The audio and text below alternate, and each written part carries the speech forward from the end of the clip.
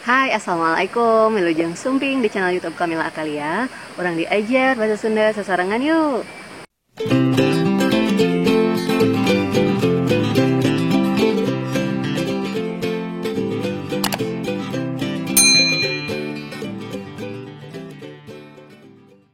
Candi kawitan tong hilap tulis jenengan kelas sareng sakola hidup dina kolom komentar.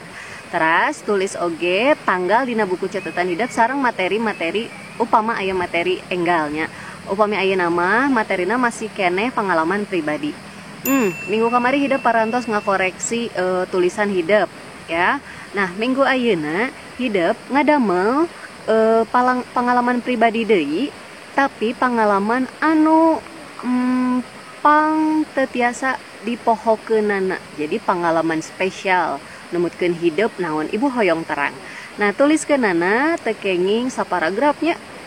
Ku hidup kedah dimekarkeun, dikembangkeun deui dugi ka 4 sampai 5 paragraf. Kumaha carana Bu? Carana anu aya dina video anu ieu teh nya didamel rangkai karanganana upami hidup teu tiasa ngembangkeun, upami masih keneh teu tiasa dikembangkeun.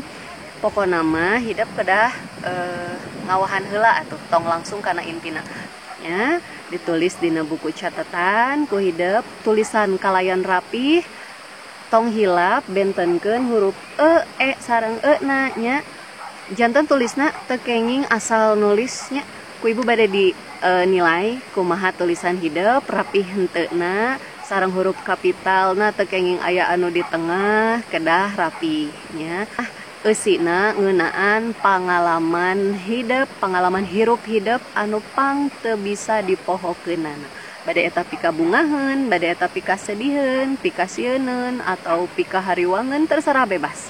Pokona mah pengalaman hidup ya. Gitu ya, parantos ngartosnya tugasna pokona minggu ayeuna masih kene pengalaman pribadi, tapi nuliskeun pengalaman anu paling teu bisa dipohokeun salila hirup hidup. Ya. Tepang deui minggu payun. Assalamualaikum warahmatullahi wabarakatuh.